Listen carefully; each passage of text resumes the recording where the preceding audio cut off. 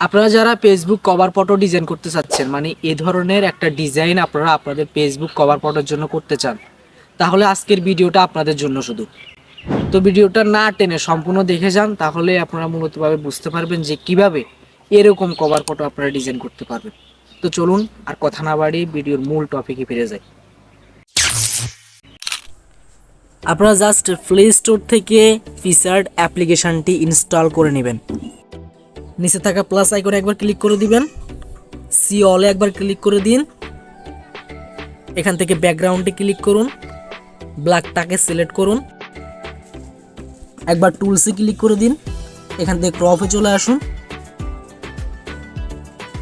এবং এখান থেকে ইউটিউবের সাইজটাকে আপনারা সিলেক্ট করে নেবেন, তাহলে ফেসবুক কভার ফটো একেবারে পারফেক্টলি আপনাদের ফেসবুকে বসে যাবে।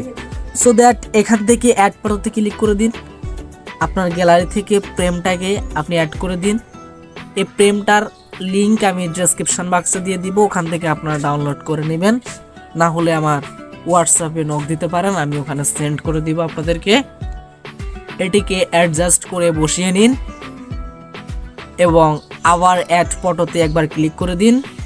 আপনাদের একটি পিকচার নিয়ে নিন, এটিকে অ্যাড করে দিন এবং এখান থেকে আপনি ক্রপ অপশনটিতে একবার ক্লিক করে দিন। এখান থেকে স্কোয়ারটা ক্লিক করুন।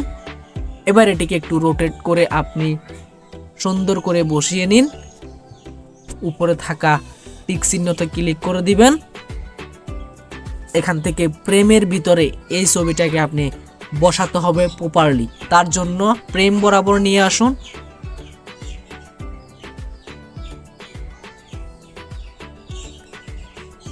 এবং উপরে থাকা যে লেয়ার অপশনটি দেখতে পাচ্ছেন, আপনি অলরেডি আমাদের একটু উপরে তাকালেই দেখবেন যে লেয়ার নামে একটি অপশন আছে। জাস্ট এটিতে আপনি ক্লিক করে দিন। এখান থেকে আপনি জাস্ট ফ্রেমের নিচে নিয়ে আসবেন আপনার পিকচারটিকে, তাহলে প্রপারলি এটা অ্যাড হয়ে যাবে।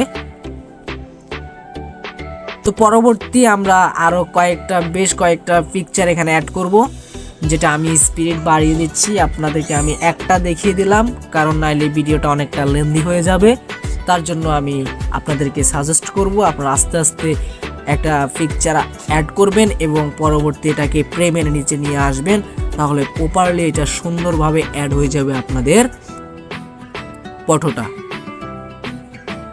সেক্ষেত্রে আমি ভিডিওটাকে একটু স্পিড বাড়িয়ে দিচ্ছি, আপনারা আস্তে আস্তে করে নেবেন।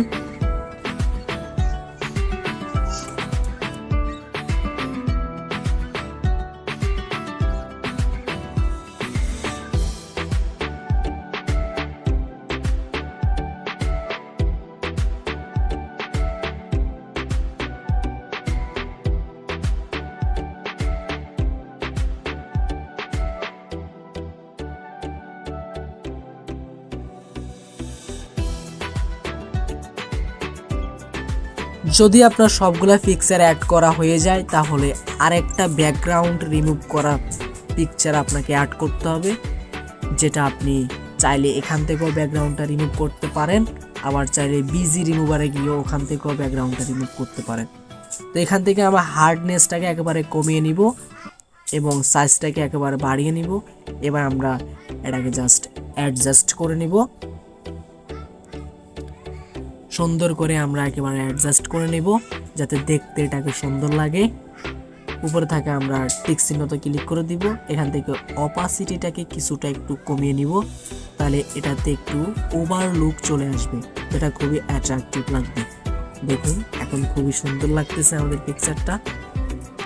তো এটি করা হয়ে গেলে এবার আমরা টেক্সট অ্যাড করব, মানে আমার যেই নামটা সেটা আমি এখানে লিখতেছি। জাস্ট আপনারাও আপনাদের নামটা এখানে সুন্দর করে লিখে নেবেন।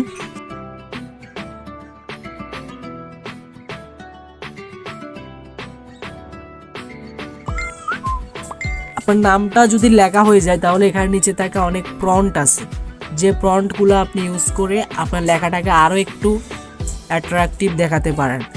সেক্ষেত্রে আমার ইচ্ছে মতো আমি আমার প্রম্পটটাকে অ্যাড করে নিব।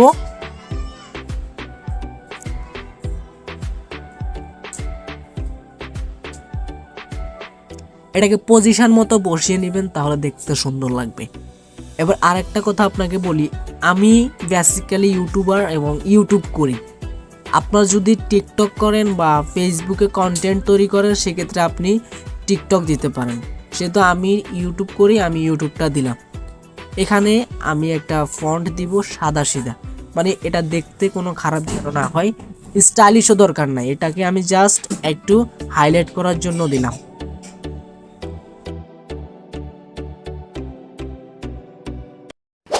তো আই হোপ, আমি আশা করতেছি যে আপনাদের ভিডিওটা দেখে অবশ্যই আপনারা উপকৃত হয়েছেন, এবং যদি মনে হয় চ্যানেলটাতে আপনার সাবস্ক্রাইব করা প্রয়োজন তাহলে সাবস্ক্রাইব করে দিবেন, এবং ভিডিওতে যদি ভালো লাগে তাহলে একটি লাইক করে দেবেন। Thanks for watching my video.